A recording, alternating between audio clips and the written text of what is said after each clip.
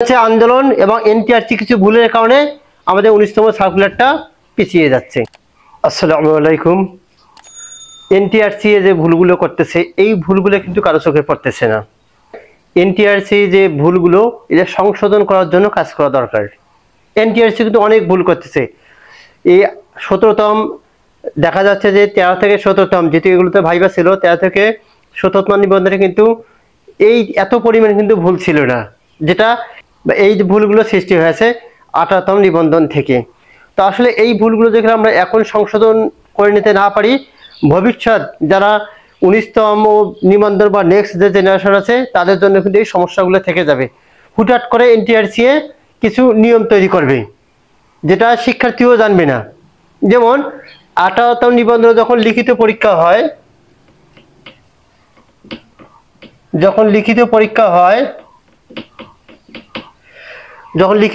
18তম নিবন্ধনের এনটিআরসি কোনো নোটিশ প্রকাশ করেনি, ওরা কোনো অথবা রাখেনি।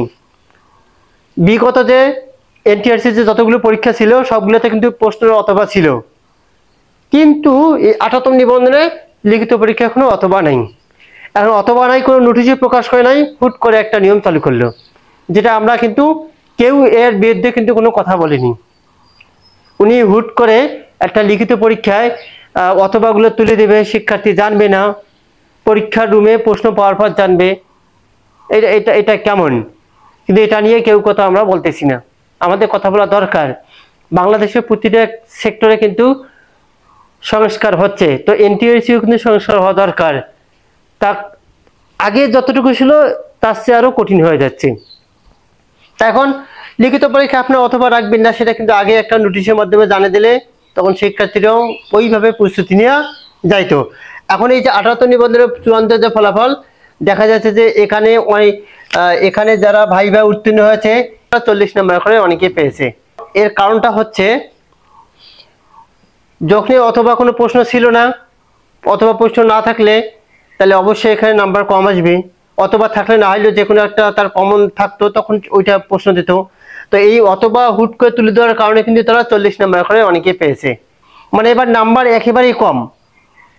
আবার দেখা যাচ্ছে যারা ভালো পরীক্ষা দিয়েছে তারা নাম্বার কম, আবার ভালো পরীক্ষা খারাপ পরীক্ষা দেওয়ার পর নাম্বার দেখা যাচ্ছে তারা একটা মোটামুটি ভালো পেয়েছে। এরকম কিন্তু এবার দেখা যাচ্ছে 18তম নিবন্ধনে।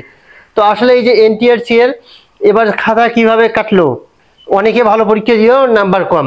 তো এই যে এনটিআরসির এই ভুলগুলো কিন্তু আমরা কেউ প্রকাশ করতেছি না।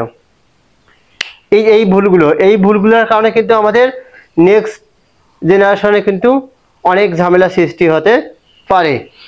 এখন এনটিআরসি রেজাল্ট দিল, রেজাল্ট দেওয়ার পর দুইটা গ্রুপে ভাগ হলো, ঠিক আছে, একটা ফেলকৃত একটা পাশকৃত।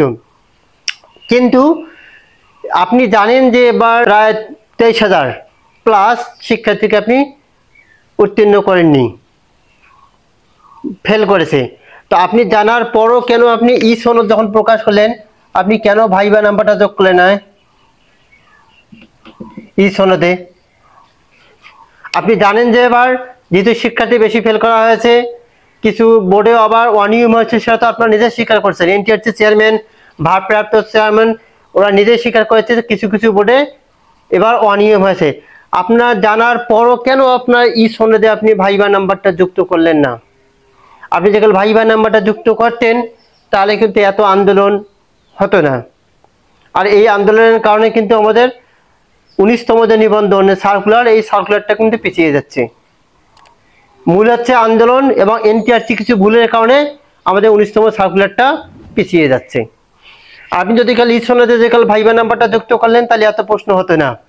এবং এই বাংলাদেশে অনেক জায়গায় কিন্তু সমালোচনা হইতো না এনটিআরসির বিরুদ্ধে, যেখানে আমরা জানি স্বচ্ছ চাকরির একটা প্রতিষ্ঠান আছে এনটিআরসি, আমরা যেটাকে বলি গরিবের বিসিএস।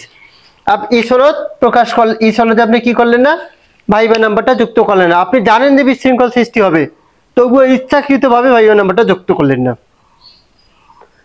এখন আপনি যে কি চাচ্ছেন সেটা আপনিই ভালো জানেন। আপনি কেন ভাইবা নাম্বারটা যুক্ত করবেন না? তা আপনি চাচ্ছেন যে বিশৃঙ্খলা সৃষ্টি হোক। এরপর আপনি কি করলেন, অনুপস্থিত যারা ছিল তারা মানে যারা ভাইবা সঠিক সময় উপস্থিত হতে পারে না, তাদেরকে অন্যভাবে একটা ডেট দিয়ে ভাইবা নিলেন। বাংলাদেশে কোনো চাকরি পরীক্ষা কিন্তু ওই নিয়মটা নাই। একটা শিক্ষার্থী যে কাল ভাইবার দিনে যে কাল উপস্থিত থাকতে না পারে, তাহলে উনি পাশ করে কি করবে? তারপর অন্যান্য চাকরি পরীক্ষায় কিন্তু যেদিন ভাইবে সেদিন আপনি দিলেই যদি কাল ভালো দিতে উত্তীর্ণ হবেন, না হলে নাই। এখন আপনি অন্য একটা সময় নিলেন, নেওয়ার পর কি করলেন? আপনি 19 দিন পর একটা রেজাল্ট প্রকাশ করলেন। এখন এই যে আপনি ই সনদে ভাইবা নাম্বার যুক্ত করেন না, এটা নিয়ে অনেক আন্দোলন, আবার কি করলেন? আপনি 19 দিন পর আরেকটা রেজাল্ট দিলেন, তাও আবার এই রেজাল্টটার মধ্যেও আবার কি প্রশ্নবিদ্ধ। আপনি এমন একটা সময় 19 দিন পর রেজাল্টটা দিলেন, আপনি চিঠি করছেন 15 জুন, আর আপনি সেটা প্রকাশ করলেন 23 জুন। আপনি 15 জুন চিঠি করছেন, সেদিনে প্রকাশ করেন, 23 জুন কেন প্রকাশ করলেন? তার মানে আপনারা বিশৃঙ্খল সৃষ্টি করতে চাচ্ছেন। এনটিআরসি কিন্তু বিশৃঙ্খলা সৃষ্টি করতেছে।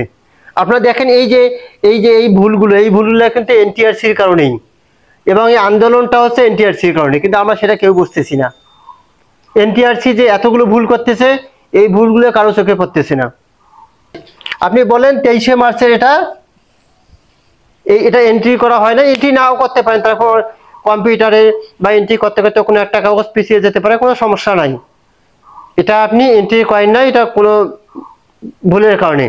কিন্তু আপনি যখন পরে এন্ট্রি করলেন 23 মার্চের, নাকি ওই সম্পূর্ণ ভাইবাটা কি করছেন? ওই দিনের সম্পূর্ণ ভাইবাটা এন্ট্রি করেন নাই, পরবর্তীতে এন্ট্রি করলেন, করার পর 113 জনকে কিন্তু আপনি উত্তীর্ণ করলেন। কিন্তু 23 মার্চ যে রুলগুলো আছে, এই রুলগুলো সার্চ দিয়ে দেখা যাচ্ছে যে এই 23 মার্চের রেজাল্টটা আছে 121 জন শিক্ষার্থী উত্তীর্ণ হয়েছে, আর আপনি দেখালেন 113 জন। তার মানে কি এখানে কি বোঝা যাচ্ছে? আপনি বললেন 23 মার্চের কি এন্ট্রিটা আমাদের পিছিয়ে গেছে, আমরা কি করলাম? পরবর্তীতে আবার 113 জনকার রেজাল্টটা প্রকাশ করলাম। ঠিক আছে, এখন 23 মার্চের যে পরীক্ষার্থী রোলগুলো আছে, এই রোলগুলো নেটের সাহায্যে দেখা যাচ্ছে যে ওখান থেকে 121 জন পাশ করলো, আর আপনি দিলেন কত? মাত্র 113 জন। তার মানে কি এখানে একটা স্পষ্ট দুর্নীতি। কিন্তু এইগুলোর বিরুদ্ধে কেউ কথা বলতেছে না, কোনো মিডিয়া কথা বলতেছে না। আবার পাশকৃত ফেলকৃত তো আন্দোলন করতেছে, পাশকৃত শিক্ষার্থীদেরও কেউ এই বিষয়ে কিন্তু কোনো কথা বললো না যে আসলে আপনারা কেন এই কাজটা করলেন। আমাদের সবাই আমরা একটা দল, আমরা চাকরি প্রত্যাশী, আমাদের সবারই উচিত এনটিআরসি এই জবাবদিহিটা করা যে আপনি এই ভুলটা করলেন, 121 জন পাশ করলো, আপনি 113 জন দিলেন, তাই এই 113 জন আপনি কোথায় পাইলেন? তার মানে এই 121 জন কিন্তু আমাদের ওই আগের ঠিক ছিল, কিন্তু এই 113 জন এটা দুর্নীতি করে কিন্তু এই 113 জনকে পরে রেজাল্ট দিয়েছে। কিন্তু এই বিষয় আমরা কেউ কথা বলতেছি না, সবাই নিশ্চুপ। তাহলে আমাদের বাংলাদেশটা নতুন বাংলাদেশের সংস্কার সব জায়গায় হচ্ছে, সে জায়গায় দেখা যাচ্ছে আমরা যে জায়গায় এতদিন স্বচ্ছ প্রতিষ্ঠা আমরা ভাবতাম, হুট করে এরা এই রেজাল্টটা দিল, এই রেজাল্টটাতে দুর্নীতি করলো, আমরা কিন্তু এটা কেউ প্রকাশ করতেছি না, এবং এটার বিরুদ্ধে কিন্তু কেউ কথা বলতেছি না। তাতে কিন্তু আমাদের নেক্সট যে জেনারেশন আছে তাদের জন্য খুব সমস্যা হবে, এবং 19তম সার্কুলার যারা প্রার্থী তাদেরও কিন্তু এই সমস্যাটা হতে পারে। তো আমরা চাই এনটিআরসি স্বচ্ছ থাক, এবং এটা আমাদের গরিবের বিসিএস, আমাদের সবারই কাম্য হচ্ছে এনটিআরসি এর প্রত্যেকটা কাজ যাতে স্বচ্ছ থাক এবং সুন্দরভাবে নিয়োগ প্রক্রিয়াটা সম্পন্ন করুক, এটাই হচ্ছে আমাদের কাম্য।